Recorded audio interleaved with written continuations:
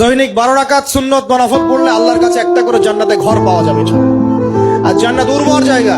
আপনি যদি চান আপনার জায়গায় বেশি বেশি গাছ লাগাতে, খালি পড়বেন সুবহানাল্লাহিল আযীম ওয়া বিহামদিহি, সুবহানাল্লাহিল আযীম ওয়া বিহামদিহি। একটা একটা করে খেজুর গাছ জন্মাবে ইনশাআল্লাহ তাআলা। বলবেন সুবহানাল্লাহি ওয়া বিহামদিহি, সুবহানাল্লাহিল আযীম। আর বলবেন সুবহানাল্লাহিল আযীমি ওয়া বিহামদিহি। জান্নাতে গাছ রোপণ হবে ইনশাআল্লাহ।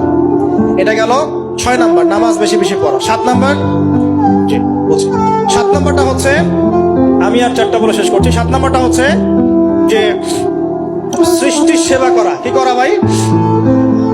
একটা হাদিস আছে যে ইরহামু মান ফিল আরদ ইয়ারহামুকুম মান ফিস সামা। তোমরা জমিনবাসীর প্রতি রহম করো, আসমানবাসী তোমাদের উপর রহম করবে ইনশাআল্লাহ। আল্লাহর ভালোবাসা পাওয়ার অন্যতম মাধ্যম হচ্ছে জমিনবাসীর প্রতি রহম করেন।